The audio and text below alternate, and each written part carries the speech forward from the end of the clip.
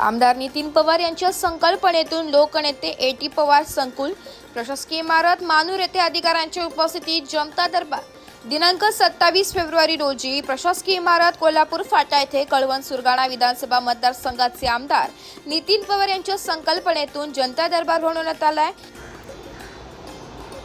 यावेळी सर्व विभागाचे अधिकारी, विविध संस्थांचे पदाधिकारी, सरपंच, शेतकरी बांधव मोठ्या संख्येने उपस्थित होते। यावेळी नागरिकांनी, शेतकऱ्यांनी आपल्या ज्या काही अडचणी व समस्या असतील त्या आमदार नितीन भाऊ पवार यांच्याकडे मांडल्या।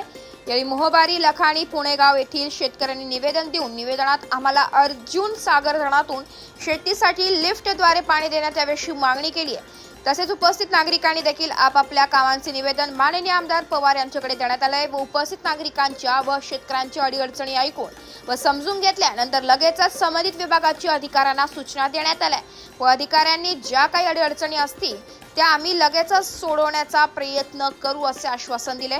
यावेळी सरपंच, उपसरपंच, सदस्य, पोलीस पाटील, सोसायटीचे चेअरमॅन, व्हाईस चेअरमॅन व सामाजिक कार्यकर्ते व नागरिक मोठ्या संख्येने उपस्थित होते। माननीय मुख्यमंत्री यांनी जे सूचित केले की 100 दिवसाच्या कार्यक्रमामध्ये त्यातला हा एक विषय असल्यामुळे आज आम्ही जनता दरबार घेतला आणि हा जनता दरबार घेण्याचा उद्देश एक हाही असतो की जेणेकरून अधिकारी व जनतेचा संवाद एकत्र साधून तो विषय मार्गी कसा लागेल यासाठी आपण प्रयत्न करतो। अनेक अधिकाऱ्यांचे वादग्रस्त कारकीर्द या तालुक्याला लाभलेले आहे। त्यात तहसीलदारांचं उदाहरण आपण घेतलं, त्यांची वादग्रस्त कारकीर्द इथे असे काही वादग्रस्त अधिकाऱ्यांचं जर विषय असेल तर त्यासाठी निश्चित आम्ही वरिष्ठ स्तरावर त्यांचं तक्रारीची दखल घेऊन ते आम्ही वरिष्ठांना कळवणार। याचं एक खाजगी वृत्तपत्र आहे दैनिक आवाज म्हणून, त्यात पश्चिम खोऱ्याचे वाळू माथे आहे त्यांनी थैमान घातले, प्रति बीडची परिस्थिती अशी उद्भवू नये असं त्या पेपरमध्ये अशी काही बातमी आहे। पश्चिम पट्ट्यात थैमान मला तर अशिक्षित केले MSCB असतील किंवा रस्त्याबाबत रस्त्यांचं बरेचसे कामं आता पूर्ण होत आली आहेत। महत्त्वाचे रस्ते जे राज्यमार्ग 21, 22 आणि तिकडचा आपला 8 या रस्त्यांना तर पूर्वी पावसाळ्यात बरीचशी अडचण होती, ते क्लिअर झाले। लाईटची थोडी समस्या आहे कारण की आपल्या कळवण 132ला 122च वीज मिळते, ते 8 तासच्या ऐवजी कधी 7 किंवा 6 तास करून सर्वांना लाईट कशी देता येईल ह्याबाबत आपले प्रयत्न चालू आहेत आणि आमचं सोमवारपासून अधिवेशन आहे। माननीय मुख्यमंत्र्यांकडेच हे ऊर्जेचं खातं असल्यामुळे त्यांना मी निवेदन देऊन आपल्याकडे लाईटची कशी सुधारणा होईल यासाठी 100% प्रयत्न करणार।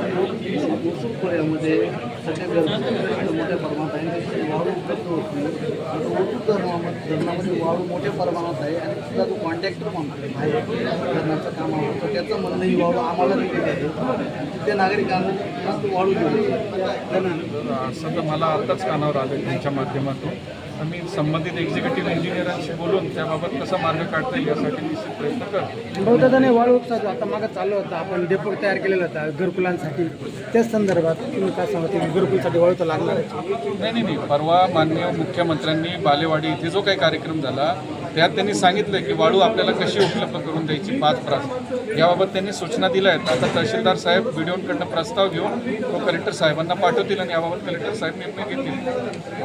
मीटिंग संपली ना ते पवारांना भेटून घ्या, हा इथंच ऑफिस शेजारी थोड्या मीटिंग संपल्या आठवणीने भेटा आणि त्याचं काय होतं काय नाही मला तुम्ही कळवा नंतर। हा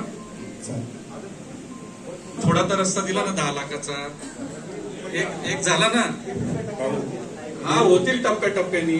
मला तुमच्याकडनं खूप अपेक्षा आहे। नाशिक लोकशाही न्यूज साठी उपसंपादक बाजीराव नाना खेरणार सह प्रतिनिधी शाहू चव्हाण, कळवण।